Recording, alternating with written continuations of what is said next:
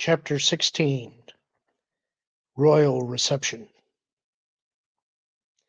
His eyes blinked again, but Indy didn't move, barely breathed.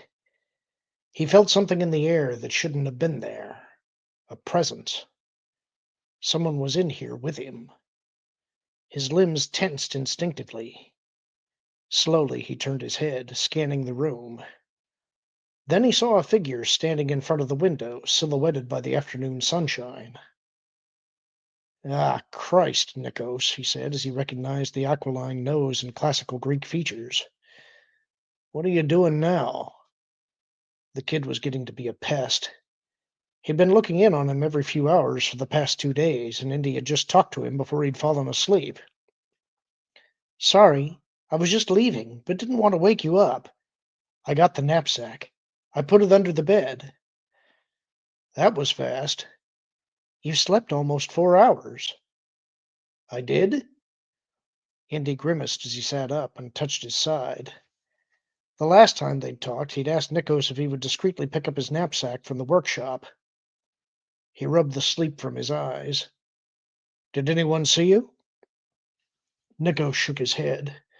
"No one was there. I got in through a window." Indy's gaze strayed to the bedstand. He squinted, trying to make sense of what he saw. A ceramic bowl rested on the bedstand, and inside it were 3 heads of garlic twisted together. "What's this?" Nikos's dark eyes moved from the bowl to Indy. "Moly. It will help you." Indy looked at it again. Moly. God, I haven't heard anyone call garlic by that name since I was a kid. Nikos took a couple steps closer to him. "I didn't know there was moly in America. What did you use it for when you were a kid?" "It's a long story." "Tell me," he said, sitting at the foot of the bed. Indy clapped his hands behind his head and recalled the incident, one of those he would never forget. "Get me the moly," his father had said one day, and when Indy admitted he didn't know what he was talking about, he was forced to eat a clove of garlic a day until he knew why it was called moly. The question mystified Indy for nearly 2 weeks, long enough for him to lose a couple of friends who thought he smelled. As a result, he spent more time reading Homer, another task required by his father. Finally, while struggling through a scene in the Odyssey, he discovered moly. It was a species of garlic which supposedly possessed magical power. Hermes gave it to Odysseus for protection against the enchantments of Circe. After that, his father never required him to either eat garlic or call it moly. "You think I need protection, Nikos?" "Yes, I do." "Why?" "There are strange things going on." "Like what?" he asked. He'd bet it had something to do with the Order of Pythia, and expected Nikos to tell him that Panos and Dumas had conspired to kill him, but he was wrong. "After I got back from the workshop, 2 Americans came to the hotel. They were very friendly. They told me they knew you and wanted to see you." "What?" "Yes, but before I could bring them up here, 3 soldiers came and took them away." "Took them where?" Nikos shook his head. Indy was baffled. "Did you get their names?" "They didn't say. But there is something else I must also tell you." "Oh, what else?" Now he'd hear about the order. Again, he was wrong. "It's Dr. Bellacamus. I didn't think it mattered, but now I'm not so sure." 3 sharp raps at the door cut Nikos off. He jumped off the bed as if he'd just been shocked by a jolt of electricity. "Go ahead. Open it," Indy told him. It was Dorian. She was dressed in a white gown and looked as if she were on her way to a ball. Her black hair shone in the late afternoon light filtering through the window, and her beauty was startling. She glanced from Nikos to Indy. "Am I interrupting anything?" "No. Come on in." "I have to go now," Nikos said. He gave Indy a furtive look and disappeared out the door. Dorian moved over to the bed. "How are you feeling today?" Indy shrugged. "Better. Nice to see you." His voice was tinged with sarcasm. It was only her second visit since his accident, and the first time she'd stayed just a couple of minutes. She'd apologized for the accident, but when he'd asked how it had happened, she'd said she had no idea. He didn't believe her. He was sure she'd been hiding something, probably her suspicions about Dumas. I've been busy, but I've been thinking about you. I hear Nikos has been keeping you company. Her smile indicated she thought the boy's interest in Indy was humorous. That's nice, but what do you two talk about? Lots of things. Just now, for instance, he was telling me about two Americans. He said they came to the hotel and were asking for me. Did you see them? She asked brightly. No. Nikos said that soldiers came and took them away. That was their escort, she said. I met them at the taverna earlier and invited them to the royal reception this evening. A charming couple. I came up to ask if you'd come too. But who are they? I don't know anyone in Greece. Dorian gave him a wicked smile.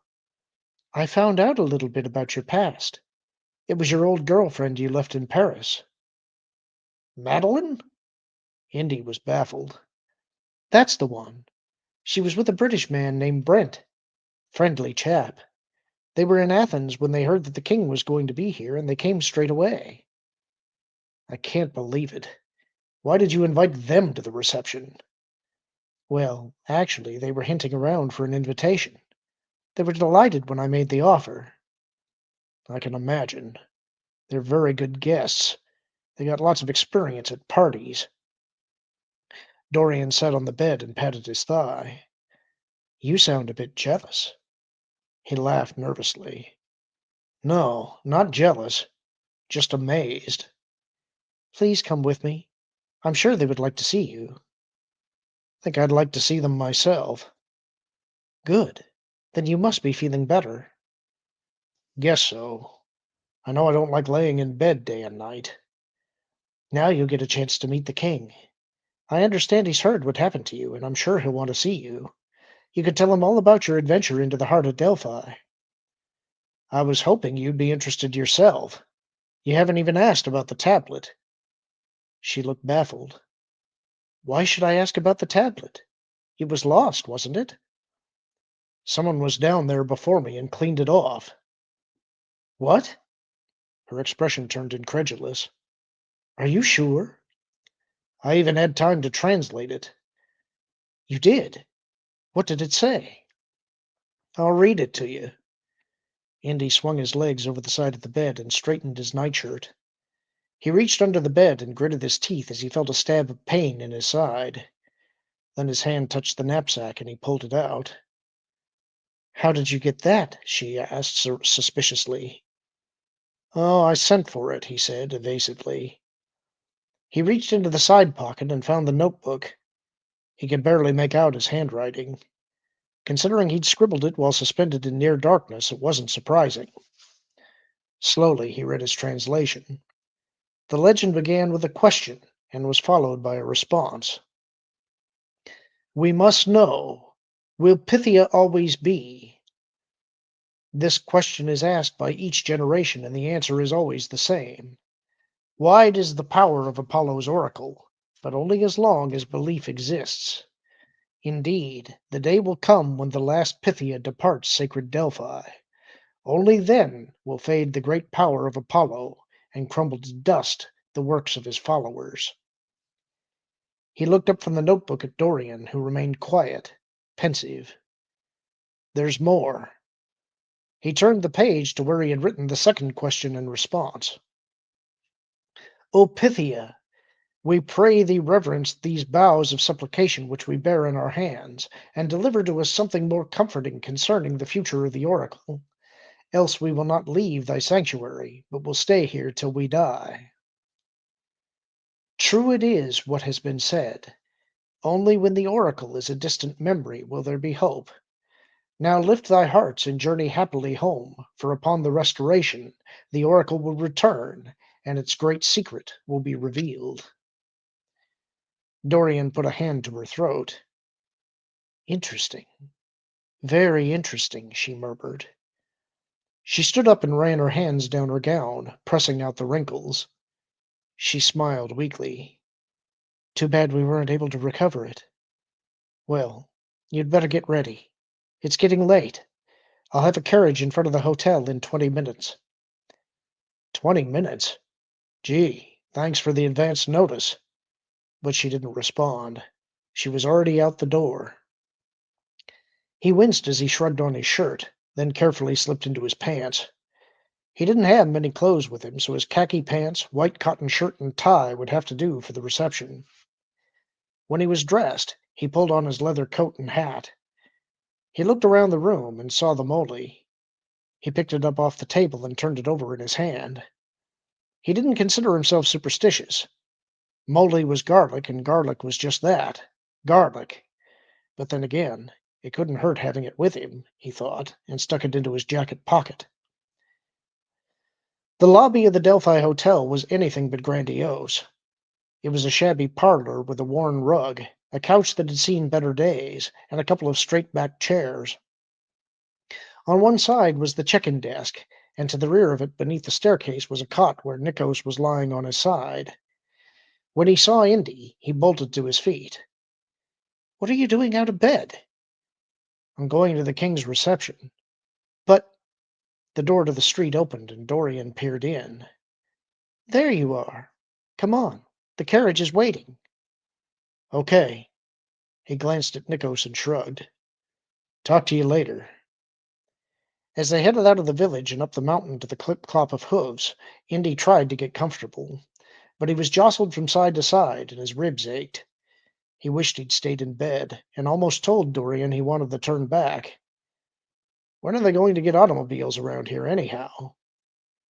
"You're not in Chicago, Indy. Besides, a buggy ride is as smooth as a Model T on this road." "You're probably right," he said. "By the way, why are you going to this reception? I'm surprised you were invited, or even wanted to attend." "Come now, Indy, we're not barbarians." She laid a hand on his arm, but only for a moment. "It is the 1920s, after all. We have protocol like any civilized people. The king will show respect towards me, and I will do likewise towards him. My political opinions won't be discussed." He was tempted to rest a hand on her thigh and test her reaction, but he thought better of it. Sure, he wanted things to be as they were before they arrived in Delphi, but then again, if she did change her attitude, he wasn't in any condition to do anything about it. At least, not this evening. "Tomorrow morning, Indy, I'd like you to join the king's entourage when he visits the ruins." "Why?" "Why not? I was thinking it would be a good time for you to tell him about the tablet. He'll be very busy this evening." A few minutes later, the king's retreat came into view high above the road. The massive structure was made of stone and seemed almost to grow from the mountain itself. Both mansion and mountain were painted shades of red and orange by the last rays of sunlight. As they turned off the main road, he noticed groups of tiny figures on the veranda. Then the mansion vanished from sight.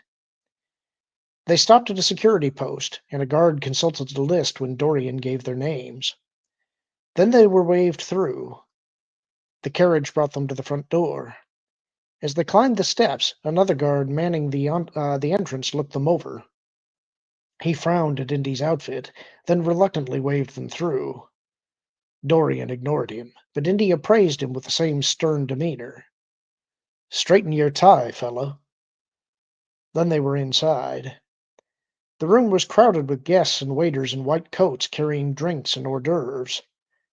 There were at least a half-dozen fireplaces in the room, fires blazing in each of them. "You ever been here before?" Indy asked. "Just once. It's a lovely place." "Big, I bet." 34 rooms, including 15 bedrooms. Just average for a king, I'd say." "Lots of places to lie down, at least. Maybe we could borrow one. It's the 1920s, after all." She tipped her head towards him and spoke tersely. "Don't be silly or flirtatious, and whatever you do, don't say anything foolish to the king." "I think I can handle myself." Indy spotted Dumas moving through the crowd towards them. just the person he didn't care to see. The roly-poly archaeologist either was incompetent or had intentionally followed him to be lowered on a frayed rope. "Look who's coming," he said to Dorian. "I don't feel so well." "Jones, on your feet already? Remarkable recovery. I'm amazed at your resilience." Suddenly they were good friends. Wonderful. So am I. Now what's this you were saying about a black stone? He busily munched on a plateful of hors d'oeuvres as he spoke. Indy frowned. "I don't remember saying anything about it." "Well, whether you remember it or not, you did," Dumas said. "When we pulled you out of the hole, you mumbled that you had found a cone-shaped stone and you wanted to get back and get it." "Did I say that?" "You were out of your head," Dumas said. "But what exactly was it that you saw?" Indy glanced at Dorian. She watched him intently. "Just what I said. It had something covering it, like rope that had been petrified, and I'd like to go back for it." "Why?" Dorian asked. Indy didn't know, but he'd been thinking a lot about the stone. In fact, he couldn't get it out of his head. "I just think it's worth going after, especially since we lost the tablet." "You're not really in any condition to do it," Dumas said. "Don't you agree, Dr. Bellakamas?" Dorian spoke sharply. "I'm not sure that you are either, and I don't want anyone going into the crevice without asking me. Is that understood, Stephanos?" "Of course, but—" Dorian walked away without another word and disappeared into the crowd. "She's angry with me," Dumas said, "because of the rope." He picked a slice of sweetbread off his plate and bit away half of it. A beat passed as Indy considered the man's audacity. "I'm the one who should be angry. What the hell happened, anyhow?" "The rope was rotten. Then in the confusion we lost the other one.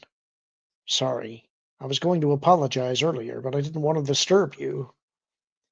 Indy was about to accuse him of going into the hole himself and cleaning the tablet when Dumas leaned close and spoke in his ear. "If I were you, Jones, I'd be careful around Dr. Bellakamas tonight. Her boyfriend is here, you know. That's him over there, the man in the colonel's uniform. He's jealous, I understand." Indy almost gagged from the putrid odor emanating from Dumas. He stepped back. The man Dumas nodded toward had a ruddy face and a prominent hooked nose. He looked to be in his early 50s, maybe 20 years older than Dorian. "Thanks. I'll remember that," Indy said.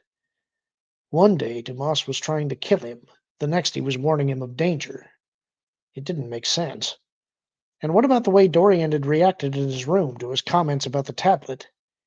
She'd seemed shaken, not by the fact that someone had cleaned the tablet, but by what it had said. Particularly the last lines, which were about the Oracle returning and some great secret being revealed. The number of coincidences connected with the old man's predictions were growing, he thought. The earthquake had happened. A Dorian had shown up. The king had arrived. Now the tablet seemed to confirm what the old man had said. Hell, no wonder she'd blanched. She was probably starting to wonder if she actually was Pythia. But coincidences happened all the time. They were only mysterious if you were looking for mystery. "Indy, there you are!" He turned at the sound of the squeaky voice. Madeline. She looked as if nothing had changed and she was just at another bal musette. "I heard you'd be here, but I hardly believed it."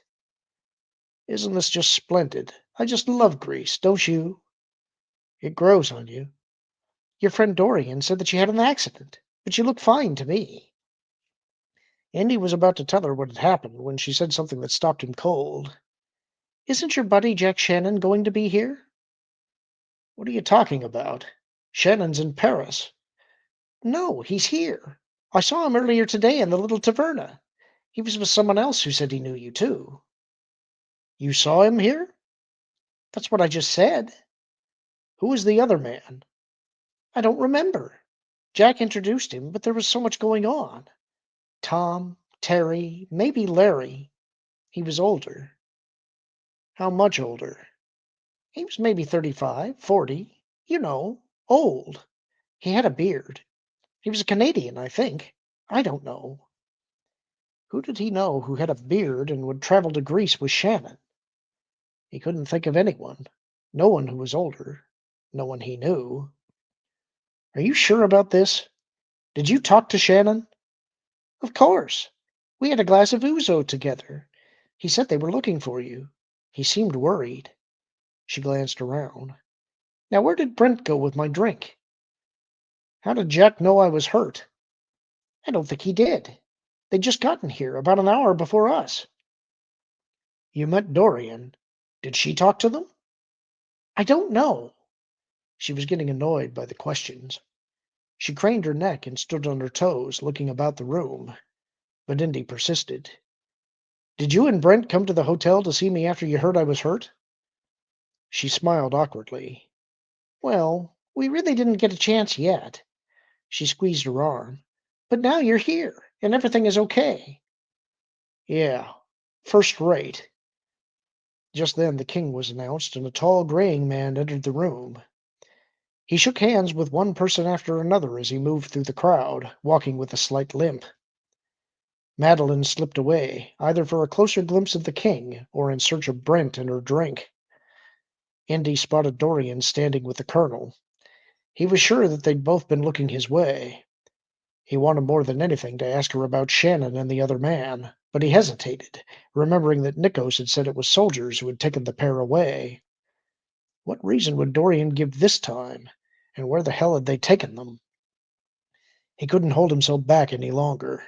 He wanted answers.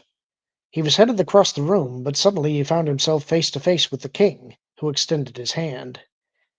Indy quickly introduced himself as they shook hands. Oh, yes. You must be the one I heard about who fell into the hole. Indy nodded, uncomfortable at the royal attention. It won't happen again. The king laughed and clasped him on the shoulder. Let's hope not. Tomorrow morning I'm going to visit the ruins. Will you be there? Indy had other things on his mind right now, but what could he say? Yes, of course. Good. Then maybe you can tell me all about what happened. See you then. Indy stepped back as the king turned and began talking with someone else. He didn't see Dorian or the colonel now. He wandered about the room and out onto the veranda. She was nowhere in sight. You look lost, Indy, Dumas said from behind him. Have you seen Dr. Bellacamus? She's gone. She left with Colonel Mandraki a few minutes ago. That's the end of the chapter. Hope you enjoyed it. Talk to you soon.